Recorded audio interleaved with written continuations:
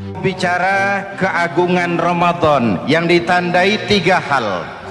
Pertama, Ramadan dipilih oleh Allah menjadi bulan tempat di mana pertama kali diturunkan Al-Quranul Karim, kitab suci kita, imam kita, pedoman utama dalam melaksanakan berbagai kegiatan hidup.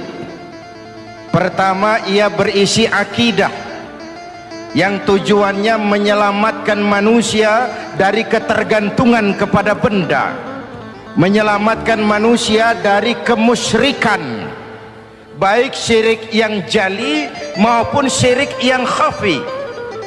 Syirik jali itu syirik terang-terangan, nyata-nyata menyembah berhala, nyata-nyata meyakini Tuhan lebih dari satu.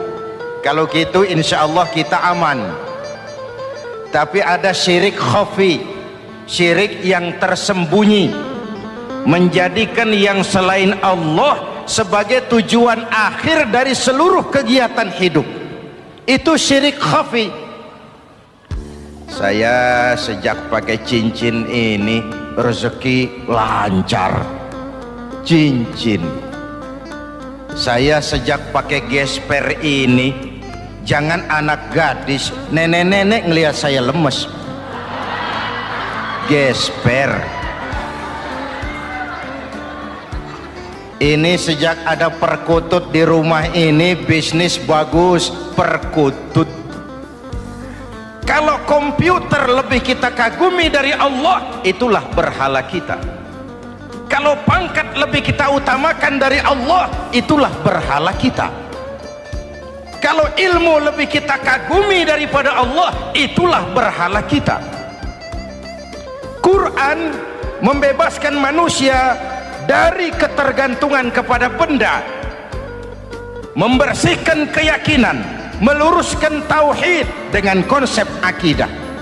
Lalu sisi yang kedua, syariat untuk mengatur kehidupan sesama manusia. Selama ini kalau mendengar syariat, yang terbayang oleh kita kan yang serem-serem, dan memang diopinikan sedemikian rupa. Padahal watak syariat itu pertama, al-musawat bainan nas fi takalifil ahkam. Ini watak syariat Islam.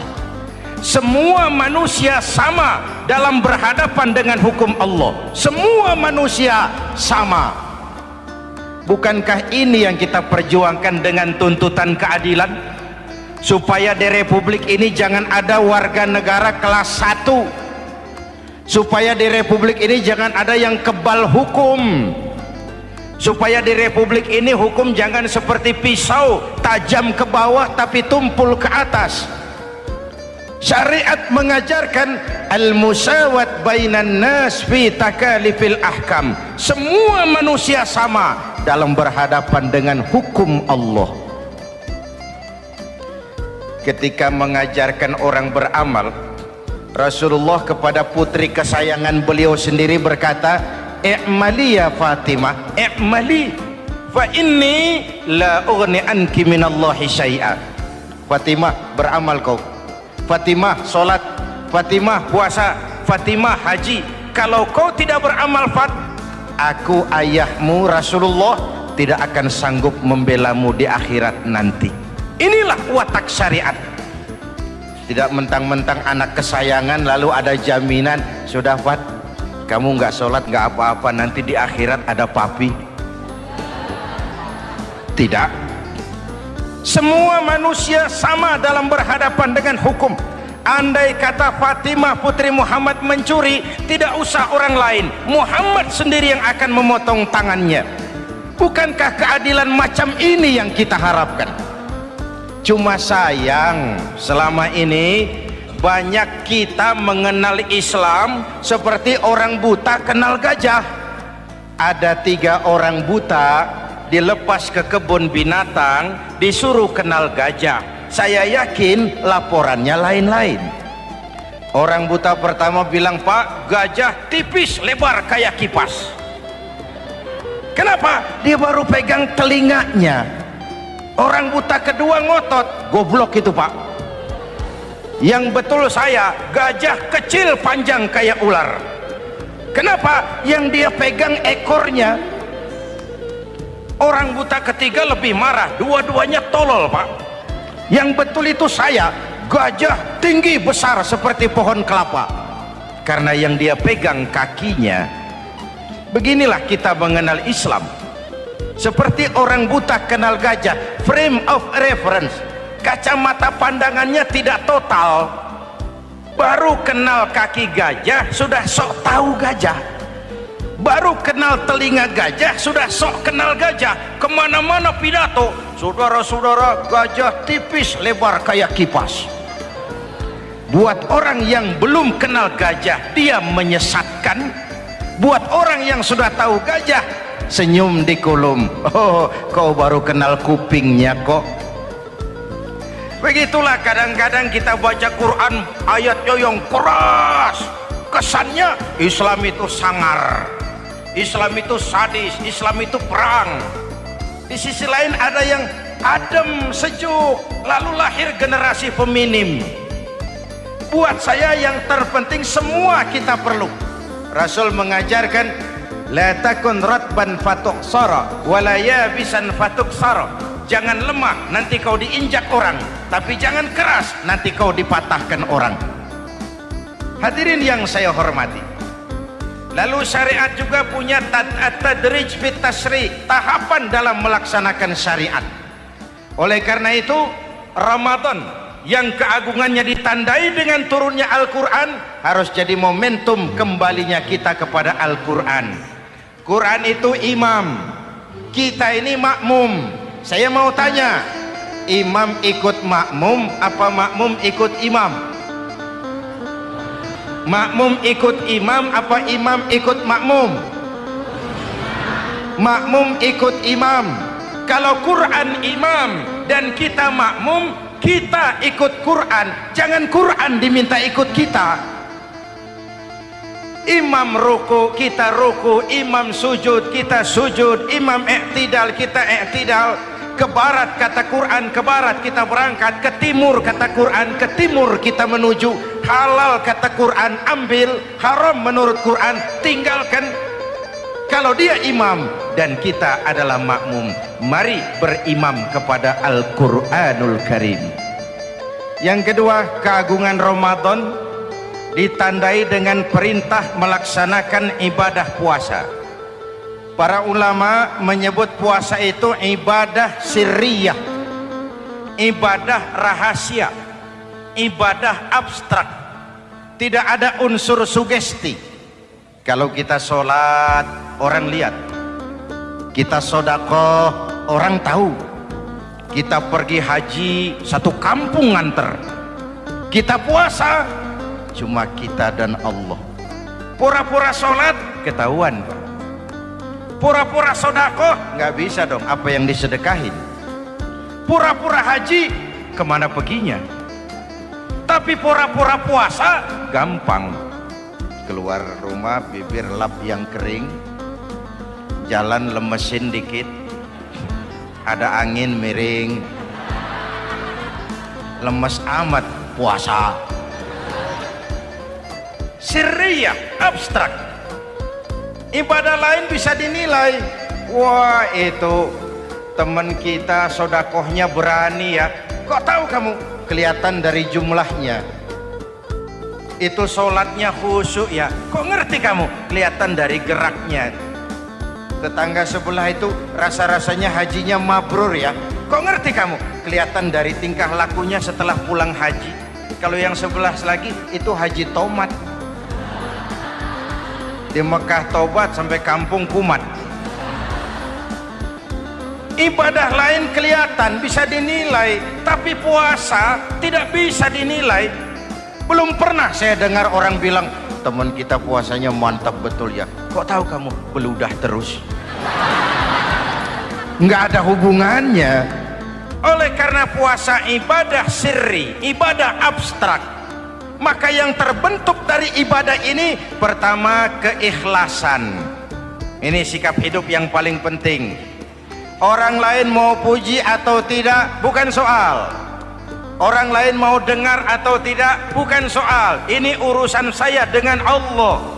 Dari ibadah sirri seperti ini terbentuk keikhlasan, dan itu penting.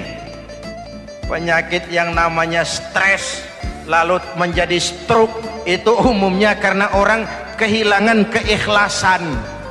Tetangga sebelahnya beli TV, dia demam, panas dingin. Temannya naik jabatan, dia masuk rumah sakit. Temannya beli rumah, dia mati. Disiksa oleh perasaannya sendiri. Marilah hidup dengan ikhlas, beramal ikhlas. Saya menyantuni yatim bukan karena disorot TV, bukan karena masuk majalah, bukan karena dimuat koran, karena Allah. Berpakaian ikhlas.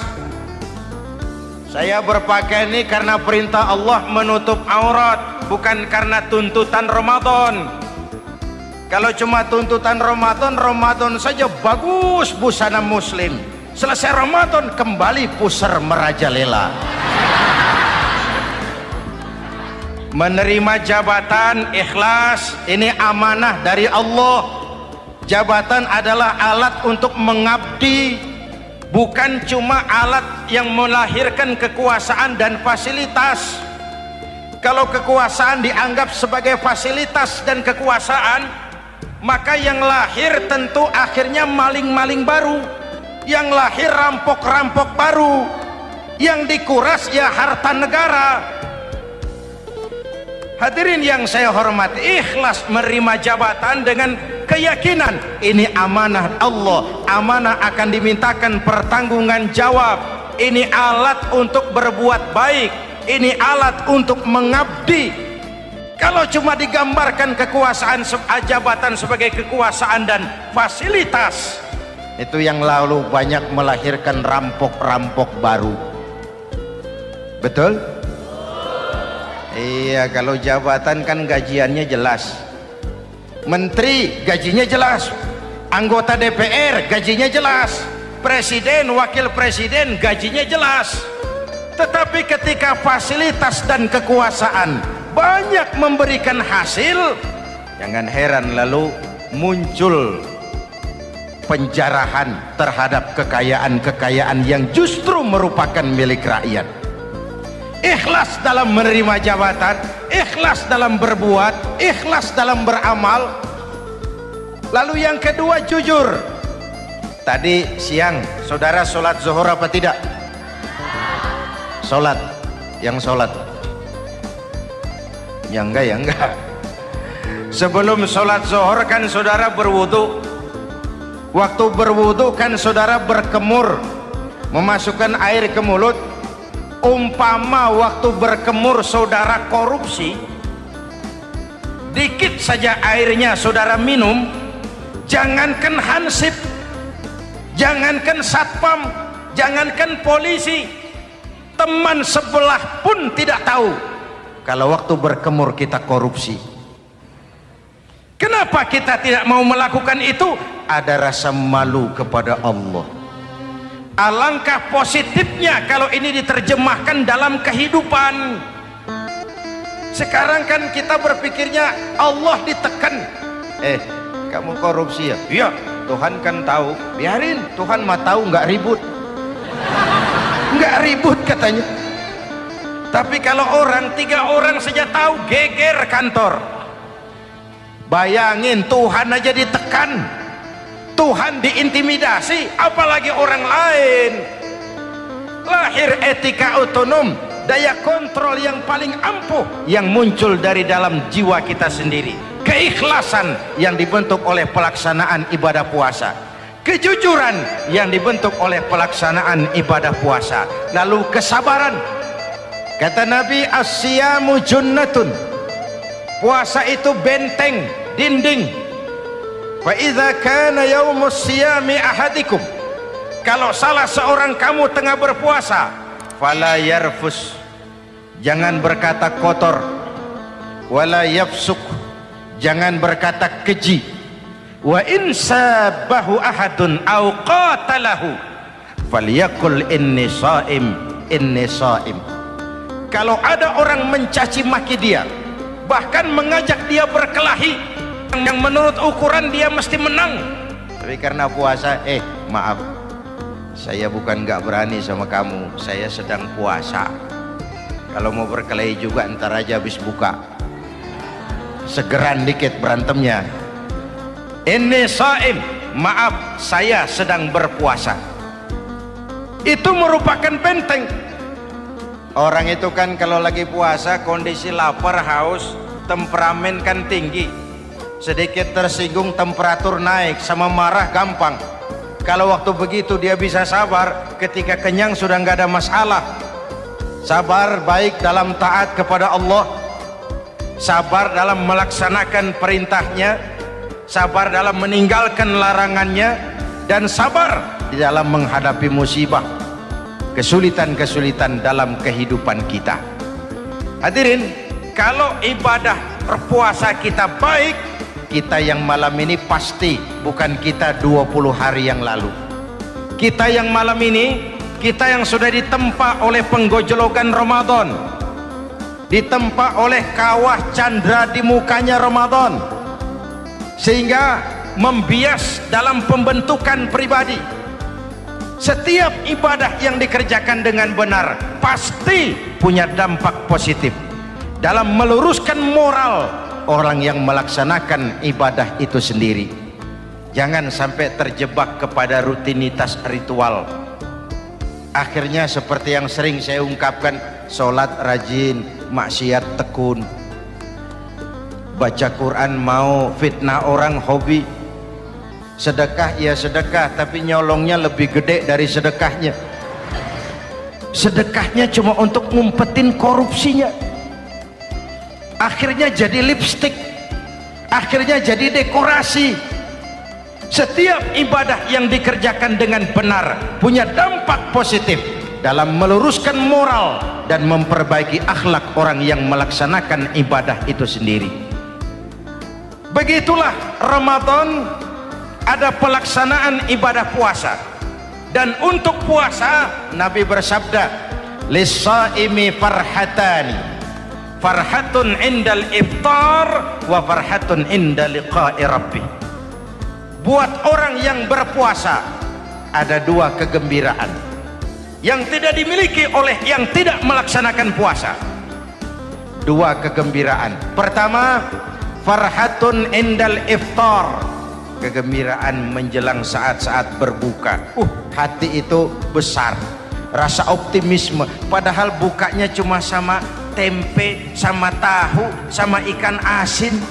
Tapi entah makin dekat maghrib hati makin berbunga, ada kebahagiaan yang tidak bisa diceritakan. Allahumma lakasumtu, ya Allah hari ini saya laksanakan perintahmu, saya lawan rasa nafsu, saya tempuh lapar, haus, saya tunaikan semua ini. Itu kegembiraan yang puasa. Yang kedua, wa farhatun inda liqa'i rabbih, kegembiraan kedua nanti di akhirat pada saat bertemu dengan Allah Subhanahu wa ta'ala. Masuk surga nikmat, bertemu Allah jauh lebih nikmat. Hadirin yang saya hormati, bahkan di surga ada sebuah pintu yang khusus disiapkan bagi orang-orang yang melaksanakan puasa. Tidak bisa masuk ke pintu itu kecuali orang yang puasa. Dan pintu itu disebut pintu Rayyan, Babur Rayyan, pintu Rayyan, yang hanya boleh dimasuki orang-orang yang melaksanakan ibadah puasa. Hadirin, lalu yang berikutnya, ibadah puasa ganjarannya abstrak. Kalau ibadah lain kita bisa lihat itu, sholat berjamaah pahalanya begini, haji kalau mabrur pahalanya begitu, sodakoh pahalanya begini. Puasa Allah cuma bilang asyamu li wa ana ajzibi, puasa untukku dan aku yang membalasnya. Berapa besar balasan Allah tidak diberitahu. Artinya apa? Kalau saudara kerja, mandor bilang, mas kau kerja sama saya, gajimu sebulan 5 juta, ketahuan sebulan 5 juta, kita kan bisa kong kali kong, ada mandor rajin, tidak ada mandor kendor. Pokoknya jatah 5 juta. Tapi kalau mandor cuma bilang, "Mas, kau kerja sama aku, soal gajimu nanti aku yang atur, berapa besarnya nggak dikasih tahu." Aturan seperti ini harusnya membuat kita kerja lebih hati-hati. Sebab apa? Mungkin gaji kita sama saja 5 juta kalau kerja biasa-biasa, mungkin jauh lebih besar kalau pekerjaan memuaskan, mungkin tidak digaji sama sekali kalau pekerjaan sembarangan.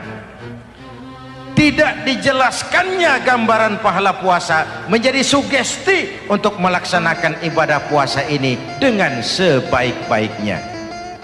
Hadirin yang saya cintai, yang ketiga soal keagungan Ramadan ini. Di dalam bulan Ramadan ada satu malam yang bobotnya khairun min alfi syahrin. Satu malam tapi lebih baik daripada 1000 bulan, yang kita kenal dengan malam Qadar atau Lailatul Qadar. Sementara itu adanya pada sepertiga yang akhir dari bulan Ramadan, terutama di malam-malam ganjil. Di negeri kita lihat terjadi pergeseran nilai.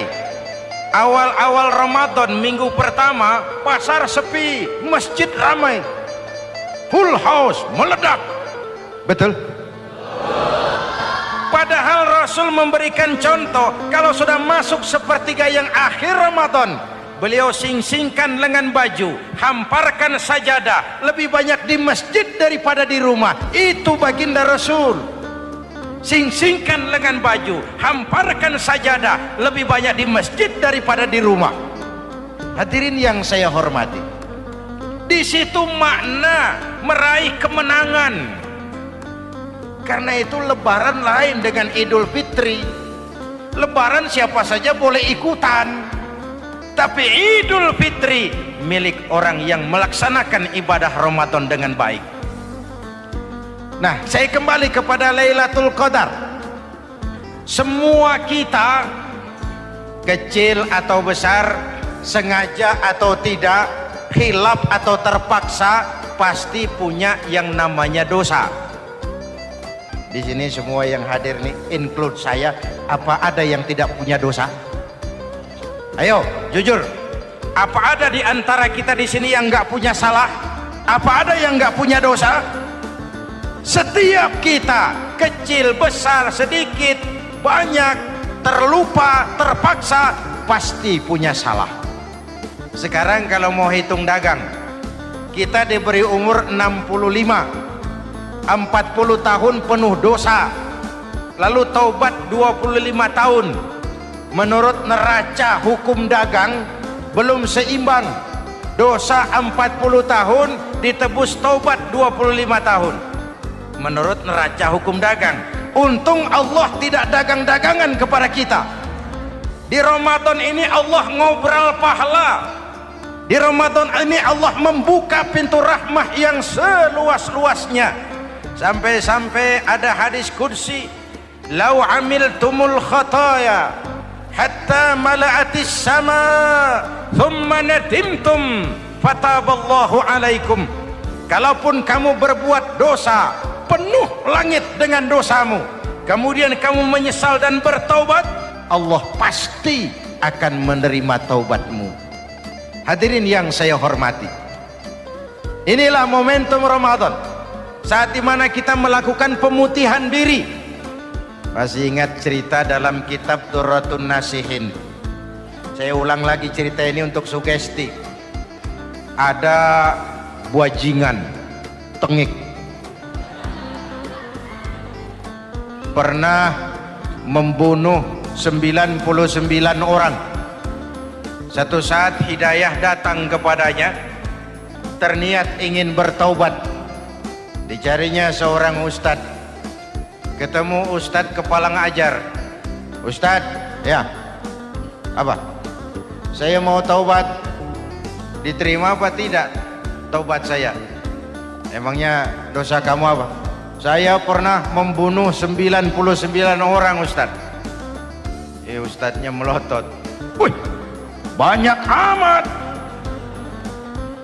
Nggak segampang itu nyawa hak prerogatif Allah, cuma Allah yang berhak ngambil. Membunuh tanpa alasan yang benar dosa besar, dosamu kelewat banyak mas, nggak bisa. Dia ponis lebih dulu kayak surga milik bapak moyangnya. Ini preman kita pikir ini ustadz saya niat baik-baik kok ngomong yang nggak enak. Daripada 99 tanggung, saya lempengin aja nih urusan dah.